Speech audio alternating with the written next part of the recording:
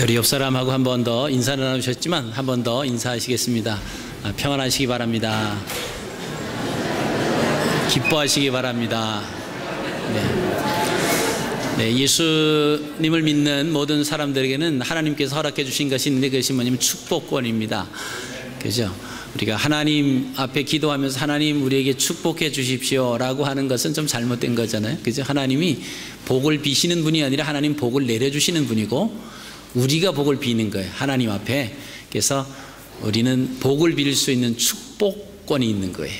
하나님은 복을 주시는 분이고 하나님 복을 누구한테 빌겠어요? 그래서 믿는 사람들에게 주신 그 축복권을 여러분 사용하시기를 바랍니다. 그래서 예수 그리스도를 믿으면 가장 먼저 우리에게 기쁨이 넘쳐나야 돼요. 그래서 복을 비는데 그 가운데서 기쁨의 복을 비는 거예요. 그리고 평안이 있어야 됩니다. 평안함. 왜 평안할 수 있느냐? 우리의 주권자가 하나님이시기 때문에 우린 평안하게 되는 것이죠. 여러분, 어떤 사업장이 잘 안 될 때에 누구의 마음이 애탈까요? 우리 청년들 그 아르바이트 이렇게 많이 하는데 그 집에 그 아르바이트 하는 장소에서 사람들이 뭐 계속 밀려오는 거예요. 막 앉아 있을 시간도 정말 좀 숨을 고를 시간도 없이 계속 사람이 몰려옵니다. 좋으세요? 좀 들어왔으면. 근데 주인은 기쁜 거예요. 근데 사람이 반대로 안 옵니다. 그러면 누구 마음이 좋을까요? 종업원의 마음은 그래도 적당히 잘리지 않을 정도면 괜찮은 거예요. 근데 주인의 마음은 그렇지 않죠. 자, 우리가 왜 항상 기뻐할 수 있느냐, 왜 항상 평안할 수 있느냐라고 하면 우리의 삶이 사도 바울의 선생님 고백처럼 이제는 내가 사는 것이 아니에요. 내 안에 계신 예수 그리스도께서 사시는 것이기 때문에 내 삶에 되어지는 모든 것의 그 주권자가 누구냐? 하나님이시다라고 하는 겁니다. 그래서 예수 그리스도를 믿는 사람들은 늘 평안해야 되고 늘 기뻐할 수밖에 없습니다. 근데 그 기쁨과 그 평안함을 자꾸 앗아가는 녀석이 있는데 그것이 어둠의 세력입니다. 사도 바울이 그렇게 얘기합니다. 내 마음에 두 가지 법이 있다. 하나님이 기뻐하시는 성령을 따르는 그 법이 있는가 하면 내 육신을 따르는 그 법이 있다라고 하는 거예요. 이것을 좀 리얼하게 표현을 하면 내 마음에 두 가지 영이 있다라고 하는 거예요. 성령과 악영. 좀 더 구체적으로 하면 사단이 거할 수 있고 귀신이 있을 수 있고 성령이 거하신다라고 하는 겁니다. 그래서 우리 몸은 항상 오픈되어 있는 겁니다. 성령이 오시든 이 악령이 오든 왔다 갔다 할 수 있는 거예요. 근데 그 선택을 누가 하느냐?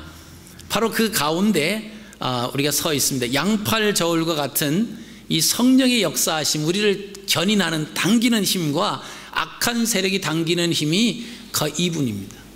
거의 비슷하다라고 하는 거예요. 근데 그 양팔 저울 위에 누가 서 있느냐라고 하면 누가 서 있어요? 누가 서 있습니까? 성경 공부하신 분들이 다 잊어버렸나 봐. 내가 서 있어요. 내가. 양팔 저울 제가 예를 많이 들었잖아요. 똑같아요. 어느 쪽으로 힘을 주냐에 따라서 기울어진다라고 하는 겁니다. 우리의 마음이 마찬가지입니다.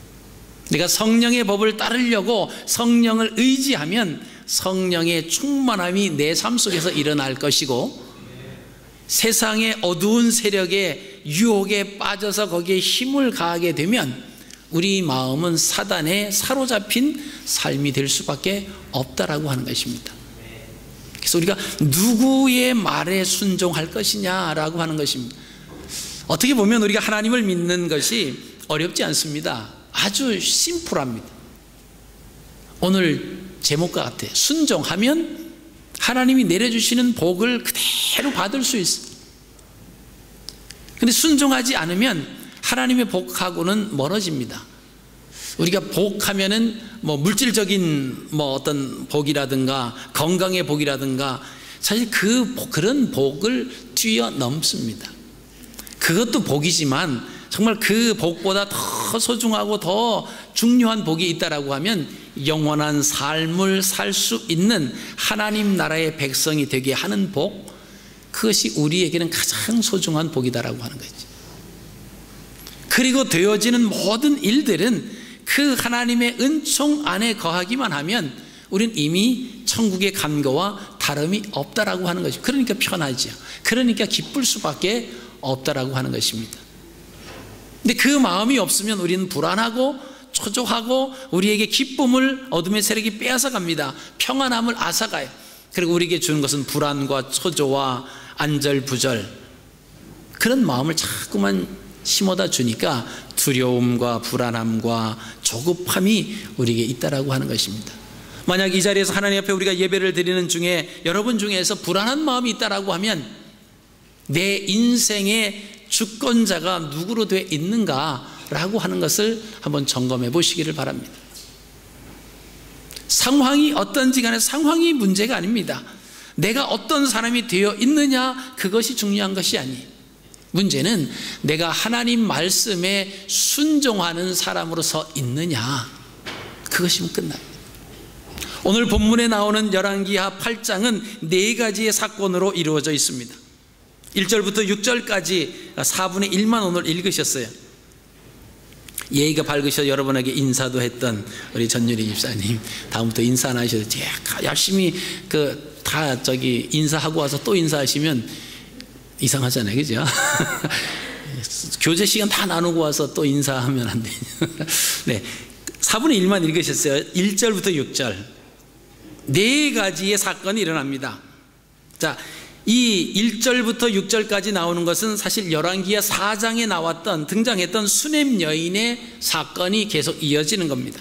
그리고 7절에서 15절 말씀은 새로운 아람 왕이 되는 하사엘에 대한 이야기가 나옵니다. 그리고 16절부터 24절까지는 유다 왕 여호람에 대해서 나오고, 마지막 절까지는 여호람이 죽고 나서 그의 아들 아하시야 왕의 사건을 다루고 있습니다. 자, 이 사건들을 우리가 보시면서 우리가 늘 기억하실 것은 하나님을 경외하는 부분이에요.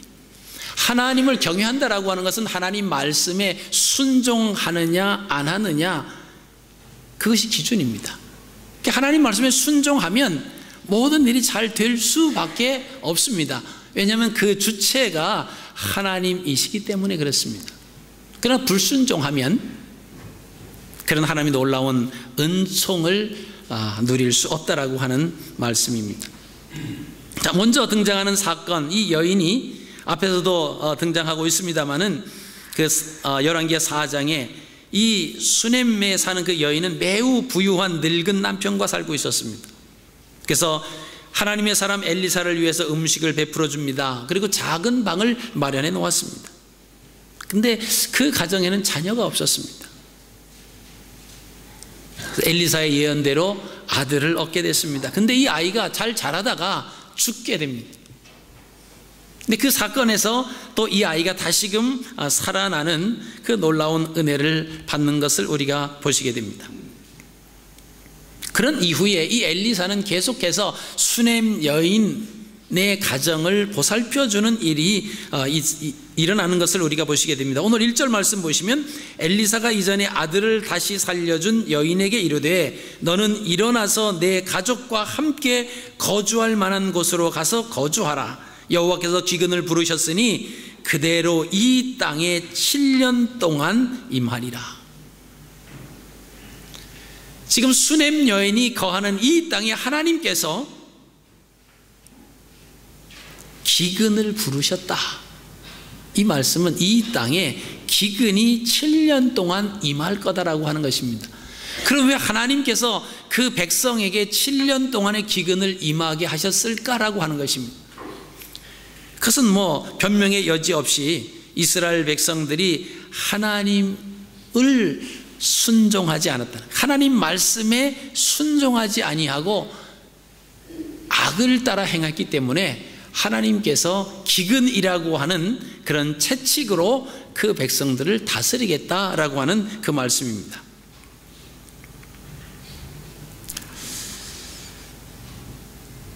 우리가 열왕기하 4장 38절 말씀을 보시면 그때 그 기근이 얼마나 심각했는가를 우리가 보시게 됩니다.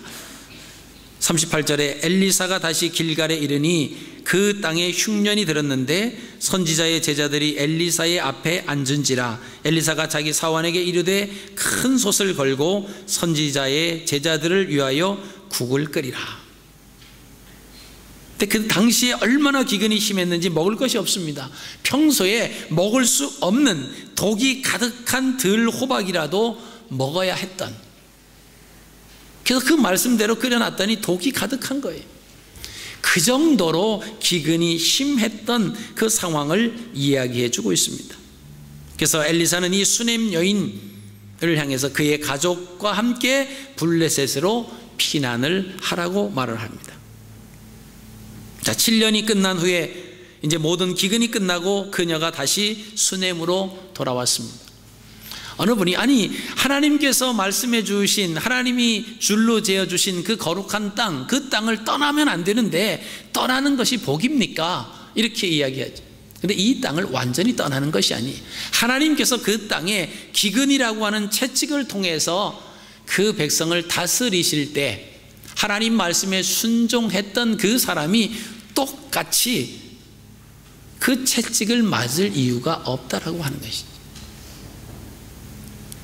그렇기 때문에 그 여인을 피신을 시키는 겁니다.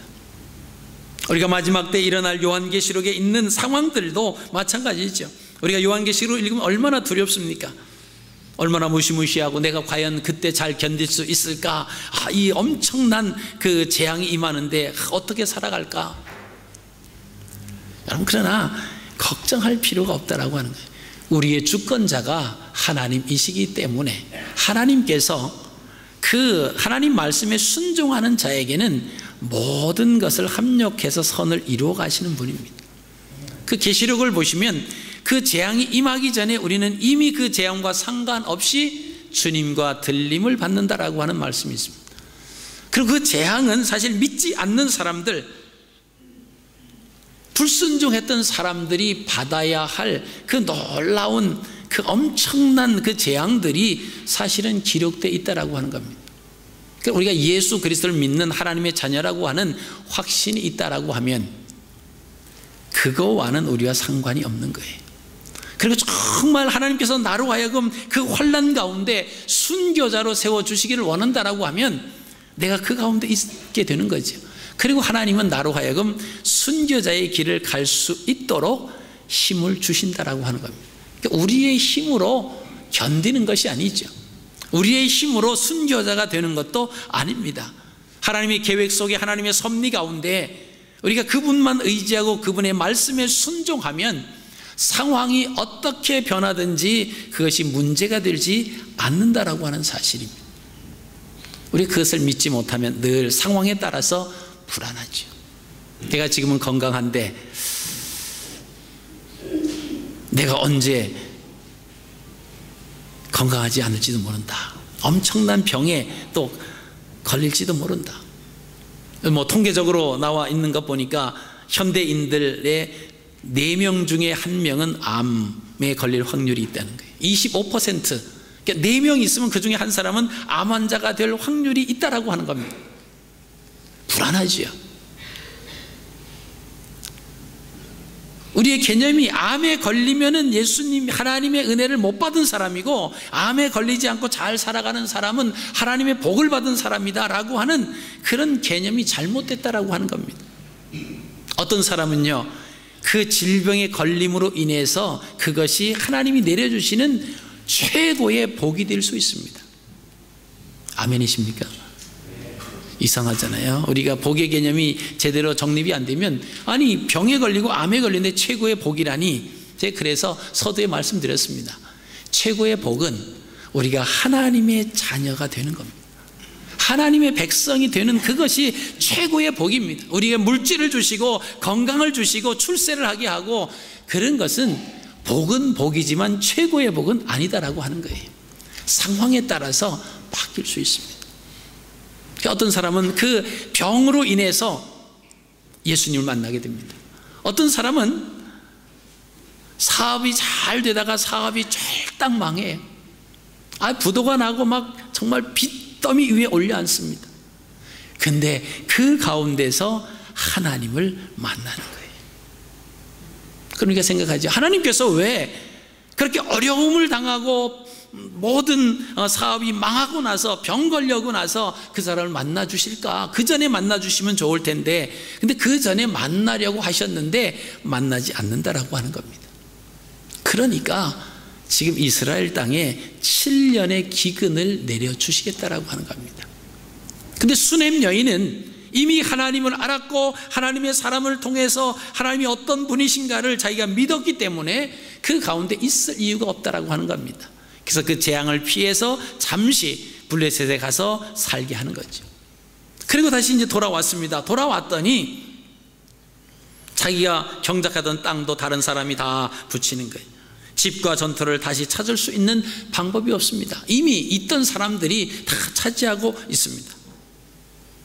그래서 그 사실을 왕에게 호소하기 위해서 왕을 만나러 갑니다. 근데 그때 엘리사의 사환이었던 게하시가 왕에게 가서 엘리사가 일으킨 놀라운 사건들에 대해서 이야기하고 있는 것을 보게 됩니다. 게하시가 문둥병에 걸렸는데 왜 또 여기 나타나느냐? 아마 이 사건은 게하시가 문둥병에 걸리기 이전에 있었던 그 기록으로 우리가 보아야만 됩니다. 4절에 그렇게 하죠. 그때 왕이 하나님의 사람의 사환 게하시와 서로 말하며 이르되 너는 엘리사가 행한 모든 큰 일을 내게 설명하라. 엘리사가 대단한 엘리야의 제자로 대단한 일을 행하는 그런 사람이었는데 어떤 일을 행하였는지 좀 궁금했습니다. 그래서 그 게하시를 불러서 그 이야기를 지금 듣고 있는 그 순간 이 엘리사가 죽은 사람도 기도해서 살리는 역사를 일으켰습니다. 그렇게 말하는 찰나에 이 한 여인이 들어왔는데 그 여인인 보니까 바로 그 여인이에요. 수넴에 있던 여인, 아들이 없었는데 아들을 낳고 그 아들이 좀 자라다가 죽었을 때에 그 아들을 다시 엘리사가 기도함으로 하나님께서 살려주셨던 그 장본인, 바로 저 여인이 그 장본인입니다. 이렇게 얘기를 하는 거죠. 그래서 이 세상에 되어지는 모든 때, 그 시기는 하나님의 시간에 우리가 맞추어야 된다라고 하는 겁니다. 우린 기도하면서 스스로 우리가 시간을 정합니다. 하나님이 응답해 주실 때를 정해요. 그리고 하나님 요때 요렇게 응답해 주십시오. 그렇게 하시면 좋으신 하나님. 그러나 우리의 생각대로 응답해 주시지 않고 그 시간이 됐는데도 아무런 변화가 없으면 이제 의심하기 시작하죠. 조금 더 있으면 이제 원망하기 시작합니다. 하나님이 정말 나를 사랑하시는가? 정말 내가 하나님 앞에 기도했는데 이 기도가 상달되는가? 의심하지. 그 의심할 수 있는 마음을 누가 주느냐? 어둠의 세력들이 주는 거예요. 넌 의심해라. 봐라, 내가 그렇게 기도해도 아무런 응답이 없지 않느냐? 이런 마음이 우리에게 가져다 주면, 하나님의 주권을 우리가 신뢰하지 못하면 그 어둠의 세력의 말을, 그 유혹에 넘어갈 수밖에 없다라고 하는 것입니다. 그러면 이제 불안해지죠. 하나님을 잔뜩 믿는다고 했는데 그 시간이 지났음에도 불구하고 아무런 역사가 일어나지 않습니다.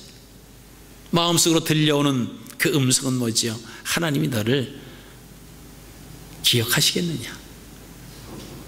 너의 기도를 하나님이 들으시겠느냐? 하나님은 그런 거 들어주시지 않는다. 이런 마음을 자꾸 주니까 자기 혼자 남아 있습니다. 그게 불안하지. 그러면 하나님을 점점 신뢰하는 것이 아니라 하나님을 떠나게 됩니다. 이것이 어둠의 세력들이 우리를 위해서, 우리를 향해서 주는 유혹이다라고 하는 것입니다. 바로 그때 그 여인이 왔을 때 게하시와 왕이 엘리사가 행했던 사건에 대해서 이야기하고 있는데, 그 장본인, 아들이 죽었다가 아들을 살아나게 했던 그 여인, 저 여인의 아들이 죽었다가 살아났습니다.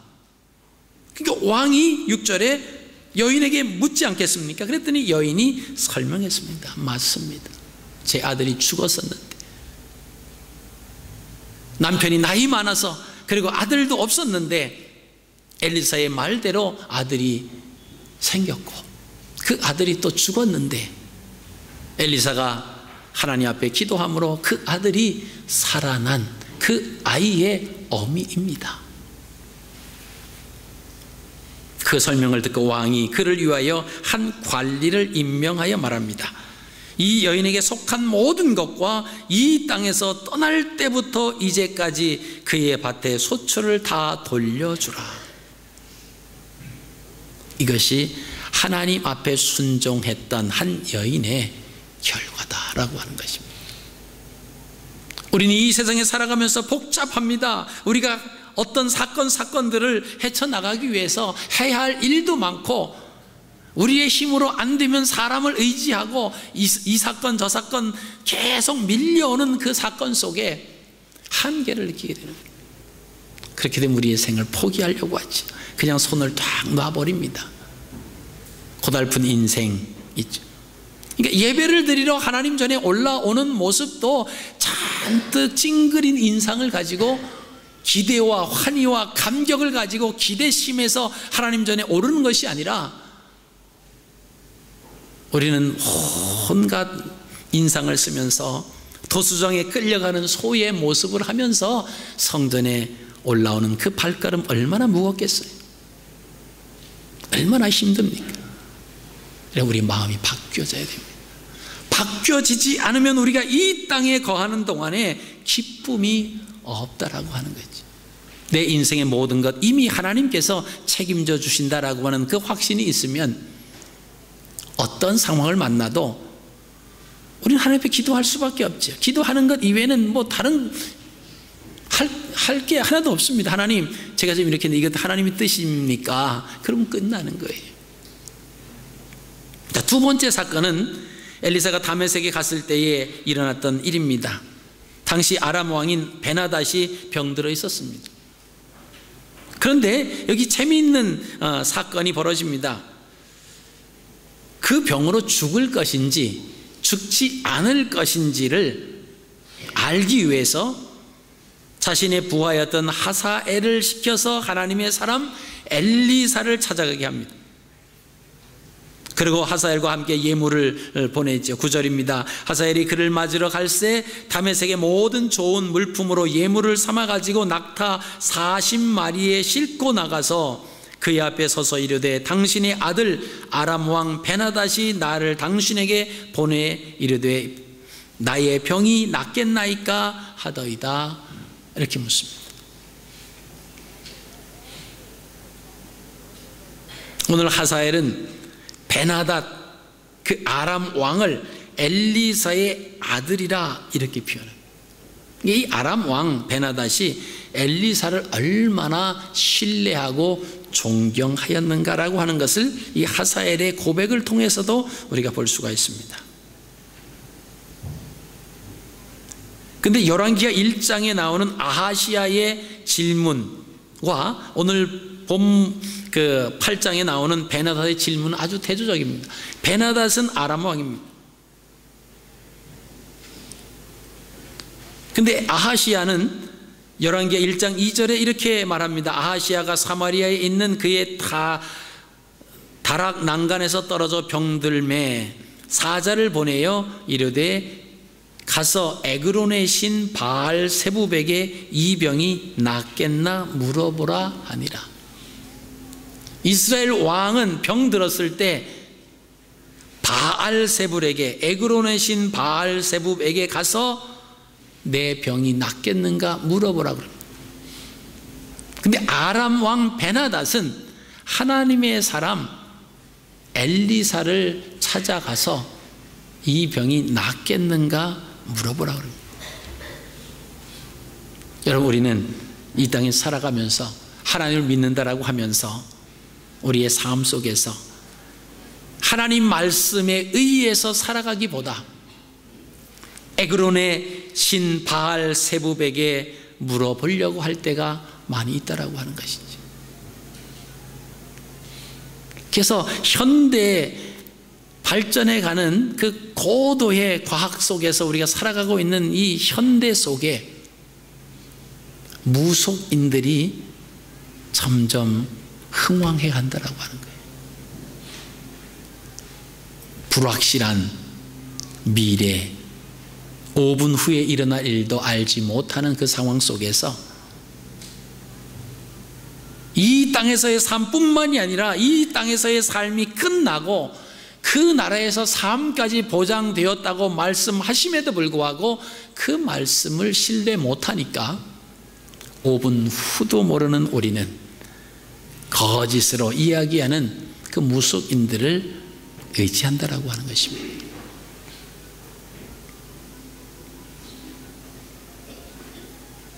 오늘 세 번째 나오는 사건은 유다왕 여호람의 내용이 나오고 있습니다. 여호람은 32살의 왕이 됩니다. 8년 동안 통치를 하게 되는데 그는 아합의 딸과 결혼을 합니다.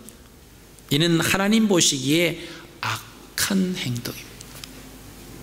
아합의 왕의 딸 이세벨의 딸이죠. 북이스라엘 왕 중에서 가장 악한 왕으로 찍혀 있는 아합과 이세벨 사이에 난 딸과 결혼을 했다라고 하는 그 자체가 하나님 보시기에 악하다라고 하는 것입니다. 아니 결혼을 했는데 아버지는 아버지고 우리는 우리지 뭐 왜 자식 때까지 그러냐. 근데 신앙은 그렇지 않습니다. 아버지가 우상을 섬기고 어머니가 우상을 섬기는 그 가운데서 자라난 자녀가 무엇을 보고 자라났겠습니까? 하나님이 세워주신 그 땅에 이스라엘의 왕이 되었음에도 불구하고 아내 이세벨의 가지고 온 그 신상들을 섬기고 있는 그 왕 밑에서 자라난 자녀가 하나님을 섬기겠는가라고 하는 것입니다. 18절 19절에 그렇게 기록하고 있습니다. 그가 이스라엘 왕들의 길을 가서 아합의 집과 같이 하였으니 이는 아합의 딸이 그의 아내가 되었음이니라. 그가 여호와 보시기에 악을 행하였으나 여호와께서 그의 종 다윗을 위하여 유다 멸하기를 즐겨하지 아니하셨으니 이는 그와 그의 자손에게 항상 등불을 주시겠다고 말씀하셨습니다. 여호람이 큰 실수를 하나 했는데 바로 아합의 딸인 아달랴를 아내로 맞이했습니다. 이 아달랴는 그의 어머니 이세벨을 닮아서 아주 사악한 그런 사람이었습니다. 우리가 말씀을 읽어보시면 알겠습니다만은 그의 손자들을 다 죽여버립니다. 이 왕이 이제 이어져야 되잖아요. 왕이 될 만한 왕손들을 다 죽여버려요. 그리고 자기가 왕이 됩니다. 그 기간이 짧습니다만은 자기가 왕이 되어요. 얼마나 사악합니까? 자기의 손자들을 다 죽이는 거예요. 왜? 손자가 있으면 그 왕이 계속 이렇게 이어져야 되는데 그 왕손을 다 멸절시키는 겁니다. 그 정도로 이 아달랴가 악했다라고 하는 것입니다. 그런 아내를 맞이한 여호람이 어떻게 했느냐라고 하는 것입니다. 하나님께서 악하다. 하나님 말씀에 순종하지 않는, 여러분 경외한다라고 하는 것은 다른 말이 아닙니다. 경외한다라고 하는 것은 하나님을 신뢰하고 하나님을 믿고 하나님에 순종한다라고 하는 그런 의미와 같습니다. 또 하나님을 신뢰하지 못하는, 그래서 하나님 말씀보다 이 남유다와 북이스라엘의 좋은 관계를 관계를 갖기 위해서 계약 결혼을 맺는 거예요. 뭐 옛날에 왕들이 나라별로 뭐 그런 친화하기 위해서 정략적인 계약 결혼을 많이 했던 그 공주들이 이렇게 시집을 오고 가고 하는 그런 일들이 많이 있었지 않습니까? 그것은 인간의 생각이다라고. 하나님께서 악하다라고 하는 그런 말씀을 하셨음에도 불구하고 좋은 관계를 유지하기 위해서 견호를 한다라고 하는 것은 하나님 말씀에 불순종하는 것이고 하나님을 섬기고 하나님을 신뢰하지 않는 것이고 결국 하나님을 경외하지 못하는 결과다라고 하는 것입니다. 21장 20절 말씀을 보시면 여호람이 32세에 즉위하고 예루살렘에서 8년 동안 다스리다가 아끼는 자 없이 세상을 떠났으며,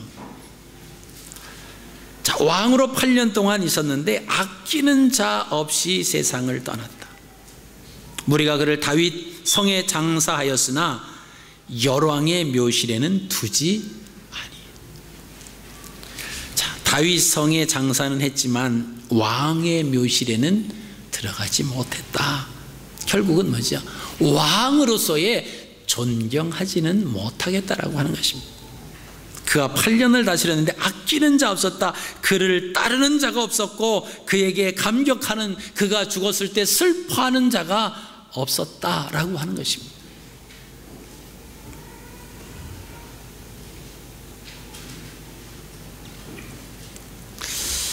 얼마 전에 제가 아는 어느 목사님이 이제 어른 교회로 부임을 했습니다.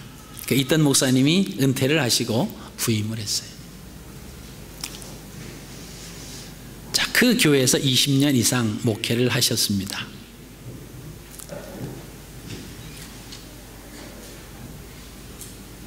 근데 은퇴를 하고 그 목사님이 부임을 했어요. 그랬더니 교회에서 아무개를 정리하셔야 됩니다. 이유는 먼저 있던 담임 목사님과 너무 가까웠습니다. 그래서 정리를 하라. 그 이야기를 들으면서 참 씁쓸했습니다. 저도 언젠가 은퇴를 해야 되는데, 은퇴를 하고 나서는 그 목사님과 가깝게 있었던 같은 사무직원이나 같이 부교육됐던 사람들을 잘라놔야 된다. 그건 신뢰가 없었다라고 하는 거죠. 신뢰가 없었어요. 그 어떤 분은 그렇게 말씀을 하시대요. 나 사택을 옆에다가 이렇게 하나, 교회 옆에다가 가까운 데 하나 사역할 동안에, 임기 동안에 해주고, 그 사택은 당신과 당신 아내가 살 동안만 그 사택을 쓰고 끝나면 교회로 이렇게 교회 재산으로 그냥 다시 해서 그 다음에 또 은퇴하시는 분이 계속 쓰면 좋지 않느냐. 그러면서 왜 교회 옆에다가 해줘야 되느냐 라고 하는 이유를 장로님들에게 이야기를 했대요. 그것은 내가 여기서 평생토록 목회했는데 목사가 은퇴하고 나면 어느 교회로 가겠느냐. 그래서 평신도로 당신들과 함께 이제 신앙생활 해야 되지 않느냐. 누구에게 가서 나이 먹어서 어느 교회를 갈 것이며 누가 반겨주겠느냐. 그래서 좋다고 생각을 하고 장로님들이 그래서 교회에서 사택을 하나 구입을 했답니다. 그분이 아직 은퇴하려면 아직 멀었는데, 그렇게 되면 참 아름답겠다라고 하는 생각을 하면서도 글쎄 과연 가능할까. 왜냐하면 오늘날 한국에서 참 기라성과 같이 내놓을 만한 그런 목사님들이 말로가 존경받지 못하는. 왜 그래야 되느냐. 영적으로 꼴을 먹여주었는데 마지막에 이렇게 아름답지 못하는 그런 모습을 보면서 이 둘 중 안에 하나는 가짜예요. 그죠? 둘 중 안에 하나는 뭔가 문제가 있는 겁니다. 하나님 말씀을 전하면서 정말로 삭을 위한 하나의 직업의 의식을 가지고 그 자리를 지켰든지, 아니면은 알면서도 잘못된 것을 알고 있으면서도 그 불의와 대항하지 못하고 그냥 꾹꾹 참고 있다가 어디 은퇴만 해봐라. 그래서 은퇴하고 나서는 딱 선을 긋든지, 이 둘 중 안에 하나가 아니겠는가, 그런 생각을 해봅니다. 여러분, 여호람이 세상을 떠났는데 아끼는 자가 없었어요. 그를 향해서 슬퍼하는 자가 없었다라고 하는 겁니다. 이것이 왕과 신하와 왕과 백성 간에 일어나야 할 사건이냐라고 하는 거예요. 우리가 하나님의 자녀라고 우리가 다 이야기를 합니다. 그럼 서로 사랑하고 서로 이해하고 서로 용서하고 하나 돼야 된다라고 하는 사실도 알아요. 그리고 우리의 인생의 모든 것에 주권자가 하나님이시다라고 하는 것도 압니다. 그냥 아는 거예요. 우리가 아는 지식에 머물러서는 안 되고 그것이 우리의 삶으로 나타내져야 된다라고 하는 사실입니다. 어떠한 상황이 있든지 간에 하나님 말씀 앞에 우리가 흔들림이 없어야 된다라고 하는 거지. 우리가 조금 우리 마음에 거슬리는 이야기가 들으면 우리는 금방 안색이 변합니다. 그리고 저 사람을 적으로 생각을 할 때가 많이 있어요. 여러분, 우리가 생각하시면 세상에 나가서 우리가 살아갈 때에 얼마나 죄악 속에서 살아갈 수밖에 없는 그런 환경입니다. 그러고 왔는데 당신 옷에 더러운 것이 묻었습니다. 이야기해 주면 기분 나쁘다라고 하는 거예요. 내가 그래도 이만큼 묻힌 게 다행이지 사실 그렇지 않았으면 이거보다 더 많이 묻어졌을 거라고 오히려 적반하장으로 얘기한다라고 하는 것이지.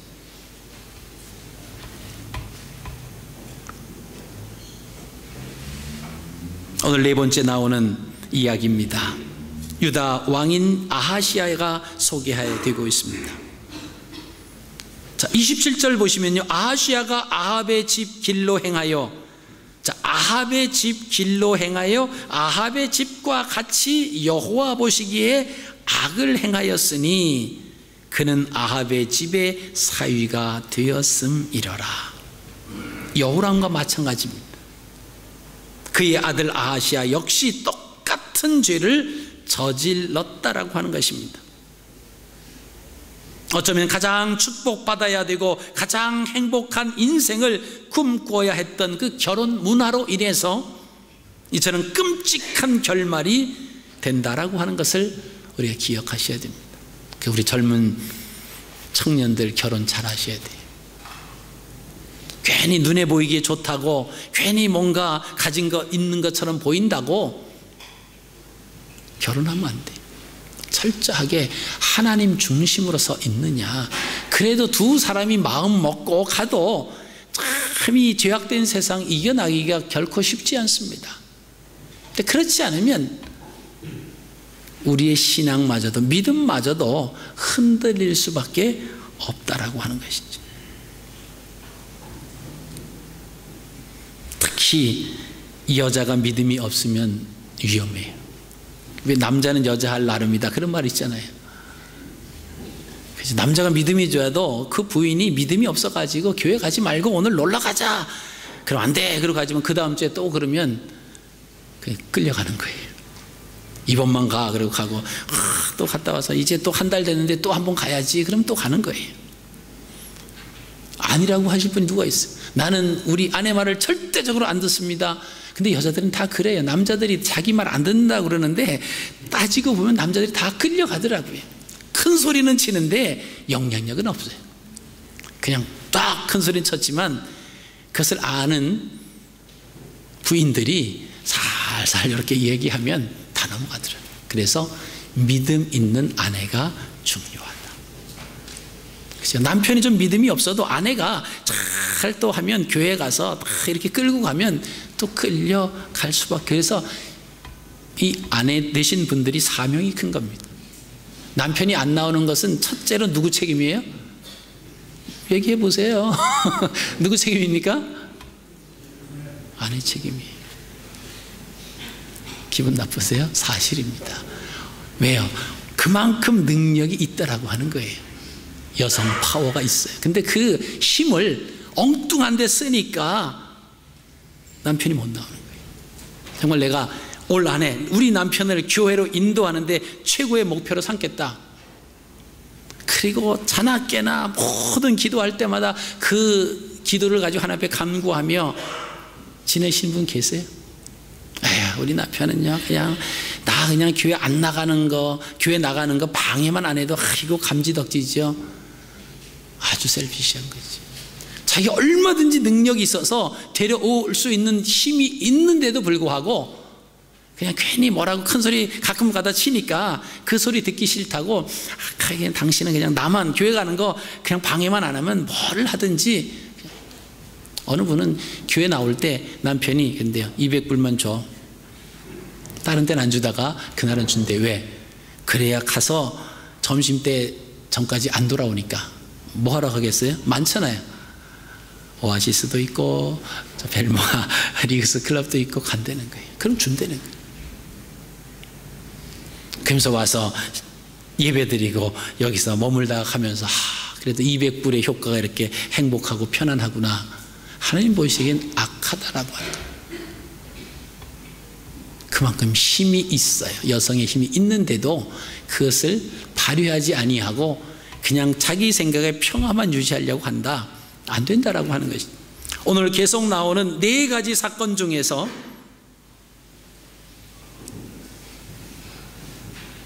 세 가지가 여성과 관계 있는 거예요. 그 중에서 2가지는 결혼과 관계가 있다라고 하는 거예요. 결론을 말씀드리면 하나님 말씀에 순종하느냐 순종하지 않느냐,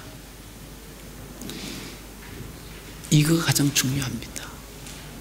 어떤 상황이든지 간에 하나님 말씀을 내가 보고 이 말씀대로 하나님 앞에 내가 순종한다. 그것이 다른 말로 하면 하나님을 경외한다라고 하는 말입니다. 또 다른 말로 말하면 하나님을 신뢰한다라고 하는 거예요. 그래서 우리가 하나님 말씀대로 그대로 믿고 그대로 순종하면 이것이 뭐죠? 하나님을 경외하는 겁니다.